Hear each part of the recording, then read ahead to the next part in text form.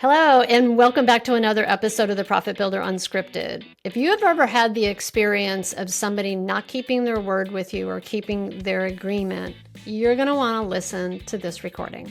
All right, let's jump in. I had something happen this week that was super frustrating that I really just felt compelled to share with you because my experience, I think, might be something that is worth thinking about the next time somebody on your team makes an agreement or you make an agreement and it doesn't get kept. So I engaged with this friend associate of mine a couple of weeks ago to do some marketing stuff for me. And it's somebody that I've known for a long time, somebody who I believe to be very smart and very capable, and somebody that I really like. And when I reached out to him initially, I confirmed with him. I was like, hey, I know that you're really busy. Are you sure you have the capacity to take on another client and do some more work? And he was very, very certain and affirmed that, yep, he absolutely had the capacity and the ability and the desire to work on this project with me. And so we set up our first meeting and that went great. And I told him everything about what we've been doing, what we're looking for, where we needed some support. And then at the end of that meeting, we scheduled a meeting with Dortha on my team to have a further conversation about what specifically would we be wanting to work with him about. And he had promised that he would come prepared with that meeting with having looked at some information that I had sent him, but also kind of outlining what he thought a plan would be. And so we scheduled the meeting, sent the invite, and then half an hour before the meeting, I got an email from his assistant saying, hey, he's double booked. He'll have to push it back a half an hour. Dortha and I hustle, shuffle our schedules, and we start a half an hour later to accommodate his time. And then he only has a half an hour instead of an hour to meet with us. I'm like, okay, great. Stuff happens. That's all good. When he starts the meeting, he explains that, starts to explain how the meetings will go when we meet in the future and so on and so forth, but didn't really speak to what it was that was the plan. So we didn't really get a lot accomplished in that meeting. And I thought, well, maybe I misunderstood what it was that he said he was going to do. And then I realized when we hung up the call, I'm like, hey, he was going to give me feedback on this proposal, these couple of proposals I had gotten from somebody about a website change, and I hadn't heard from him about it. And so I reached out to him and email, didn't hear from him, reached out to him in text, didn't hear from him the next day, sends me a note. He goes, I'll have an answer to you by the end of the day. I'm like, okay, great. So, and then I said, and you were also going to have the proposal to us by the end of the week. Will we have that? Yep, we'll have it to you. The next day, I did finally get the response about the proposals that I had asked him for input about, but then I didn't get a response to the proposal for the scope of work that we were going to do. And then Monday came and there's still no proposal. And Tuesday came and there's still no proposal. And I'm like, what's the deal? And it got me really thinking a lot about how in this exchange, I have lost confidence in him. And I've actually lost some respect for him and how I now don't trust him to do the work that he says he's going to do. Now I'm like, can he really do everything that he says he's going to do? Because so far, how he's showing up is somebody who's not reliable and that I can't count on and that I can't trust. And the other thing that really bugged me was the fact that even when he did respond, there was no apology for having not kept his agreement with me. And let me just be clear, because, if you follow me at all, you know that I talk about this whole thing about not making veiled demands, not making assumptions, not expecting things from people. But what we do when we want to have people follow through and be consistent is we make explicit agreements that are specific, time-driven, and they're measurable. And we had those agreements in place.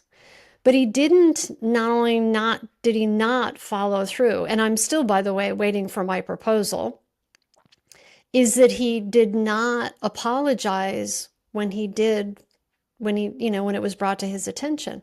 And it just, this whole thing got me thinking about, I'm not just recording this to whine, um, but it just got me thinking about how many times does this happen in business where we go, we say we're going to do something, but then we don't do it. Or we say we're going to do something by a particular time and then we don't do it. And then on top of that, not apologizing for not keeping an agreement it's bad manners, I think, right? And listen, I know things happen, right? Like breakdowns happen, things get in the way, issues come up, like unexpected things. I totally get that.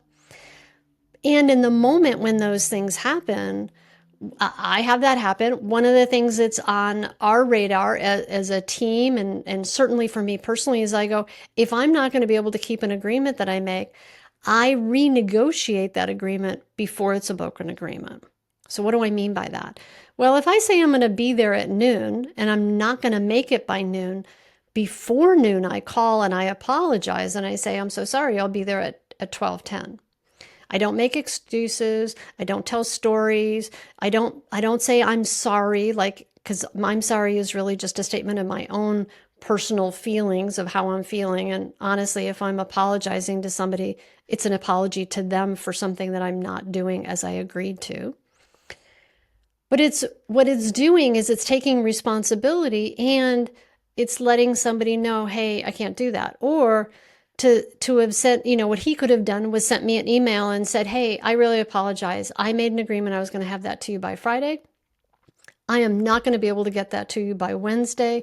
Is that okay with you? Can we still move forward? Like something, but it's been crickets. And the more time that goes on that there's no response, the more it degrades my confidence and my trust in him, which I don't want to have. And I will tell you that because I have a relationship with this person and it's somebody that I have known and liked for a long time, I will have a conversation with him about it called, I'm pretty sure this is not the identity that you want to create in your business and in your life. And because I think that's true about him. But it's like, how many times are there people in our lives who don't say anything to us, who are not willing to come back and go, hey, I have lost trust or confidence in you. And then it got me thinking about the whole thing of, I think that as leaders and as business owners, if we did one thing, and that one thing was we showed up on time and did two things, showed up on time and did what we say we were going to do. If we say we're going to be someplace at a particular time, be there on time. 3 minutes late, 5 minutes late, 10 minutes late, that's not on time. If you give somebody a range of time and you still show up within that range of time, all good, right? But if you say you're going to be there at noon, 12:01 is not noon. If you're going to start a meeting at 1 o'clock, 1:05 is not on time. If you say you're going to have a proposal done into somebody by Friday at the end of the day, it's Friday by the end of the day. Now the end of the day can be 11:59. I would have been fine with that, actually. So it's just, I think that it's important for us to think about how those little things that sometimes we don't give a lot of thought to, we go, oh, it was close enough, deteriorate and diminish our identity and our reputation and the trust that people have in us. And it's really like when it all comes down to it, our word is everything. That it's everything in terms of how we build identity and reputation, and that we build trust in our community and our relationships and with our clients and with everybody in our life, quite frankly. And I learned this a long time ago, because I will tell you, when I was in my early 20s, I had a horrible relationship with time. In other words, I never showed up on time. I was always breaking my agreements, and I always had a story about it. Thankfully, I got a little older. I actually did this training that really sort of was a smack upside my head that really taught me about the value of keeping your word and doing what you say you're going to do, and renegotiating agreements before they're broken agreements, because sometimes life happens, right? Anyway, like I said, I was very compelled to want to share this because I think it's important. I think it's important in terms of how we interact in our relationships and how we build trust and how we build confidence in who we are and how we are with people and in our business. And it can be very detrimental in terms of how we're building an identity and reputation. And it's also a way to build trust with our team and our employees. And that, sometimes I notice, and I've been at fault for this too, that even with my team, sometimes I get a little lax because I go, well, they're my team. If I'm a few minutes late, it's okay. But it's not. It deteriorates trust in that relationship too. So just because they're not customers and we're the boss also doesn't mean that we can deteriorate the trust in those relationships. So I hope you've taken a nugget from this. Like I said, I just felt like it was an important conversation to have.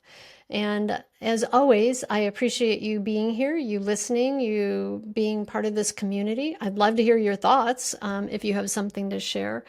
And we'll see you next time on the Profit Builder Unscripted.